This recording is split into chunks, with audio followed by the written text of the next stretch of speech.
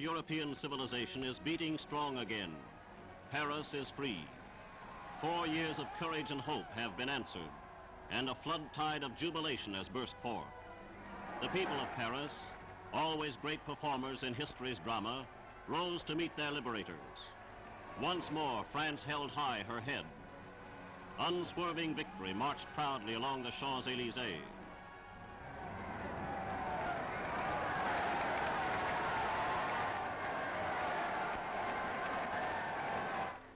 In the weeks preceding, the Nazis had paid a frightful, crippling price. The sector from Caen to the Seine had become a vast slaughterhouse of German military power. 40 days of torrential attacks by the Allied forces had torn the best of Hitler's armed might into shreds and tatters. From the vortex of that desolation, nothing emerged but dazed and wounded prisoners. First they appeared singly, then in small groups, and finally in great masses of beaten Nazis. With fateful justice, they found themselves in a prison camp of their own making, one intended for Frenchmen. Some cannot hide their happy relief at coming through alive. Others are stunned and bewildered.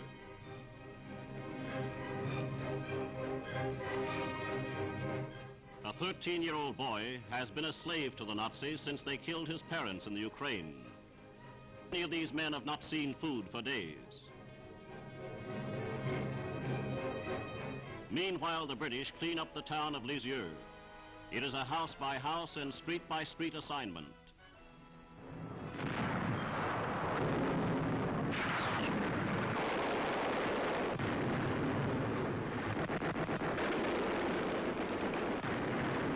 Left without transport, small Nazi pockets snipe at the Allied advance.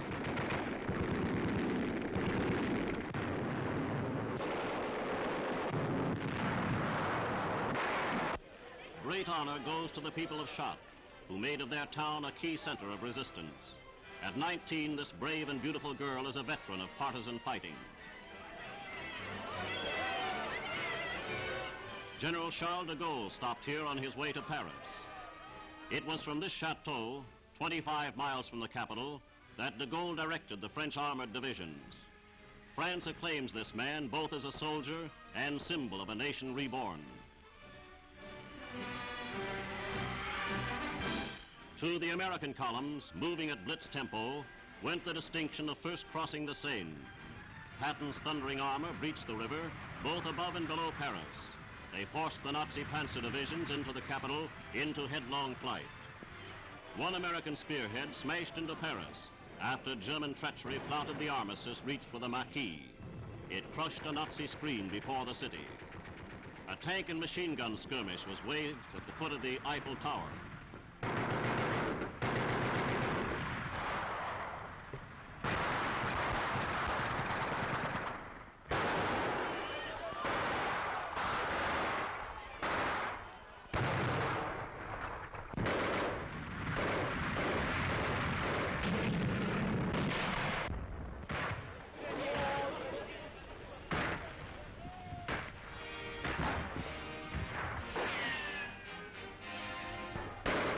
The toll of Nazi prisoners mounted as the liberating forces attacked the German headquarters at the Chamber of Deputies.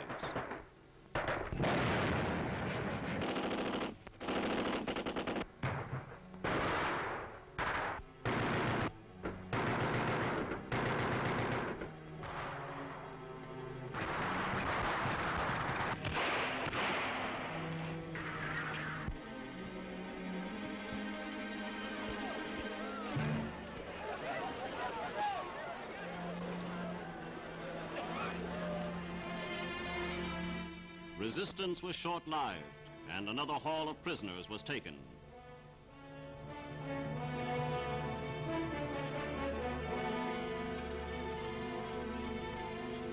Liberation has come at long last, and not even the bullets of snipers could mar this ecstasy of freedom.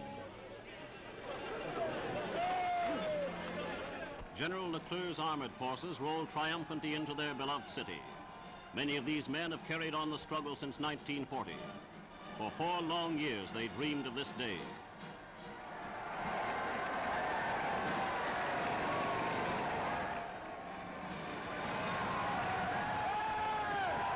The dispossessed have come home again.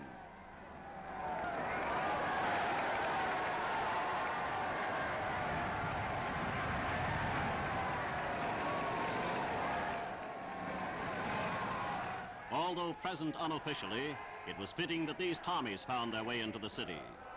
Soon they were lost in the united celebration.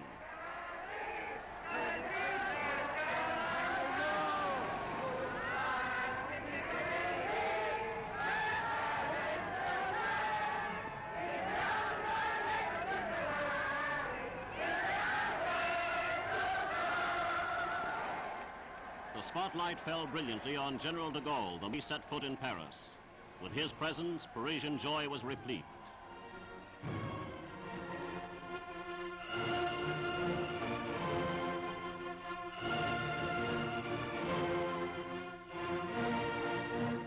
To him was given the honor of rekindling the everlasting flame at the Arc de Triomphe.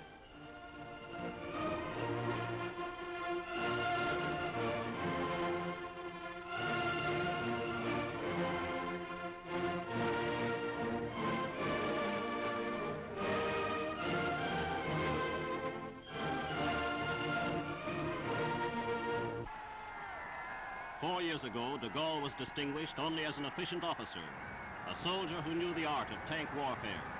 His were the only French armored units who beat the German panzer divisions in the battles of 1940. Today, his name rings thrillingly on the tongue of a Frenchman. In his name, the Free French forces fought mightily at Bir Hakeim. And today, the name de Gaulle is a clarion call to the resurgent citizens of eternal France.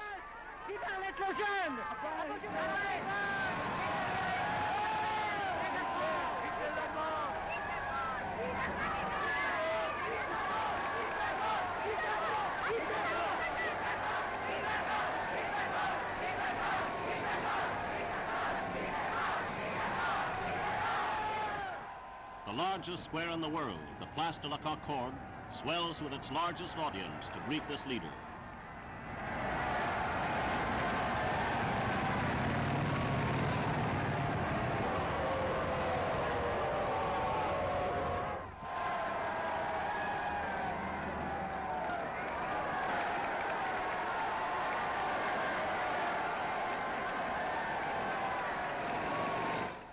De Gaulle's official welcome to the capital actually came somewhat later in the day at the Hotel de Ville.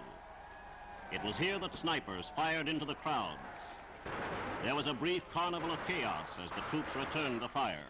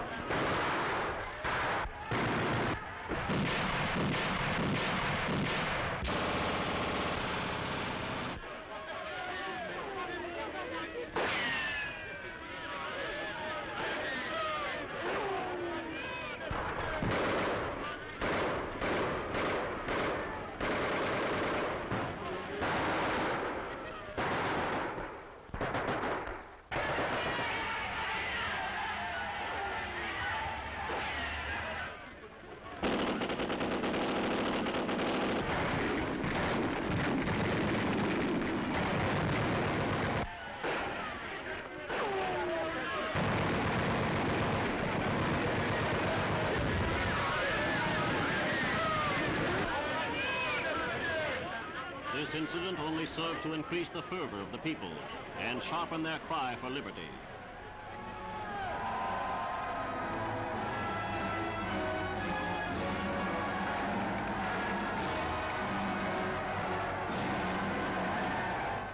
Once more, colors of France fly from the Arc de Triomphe. The week that saw Paris liberated was the brightest to date for the Allies, the blackest for the forces of Nazi tyranny. Like renascent France, all of Europe will soon march into the bright light of liberty and freedom.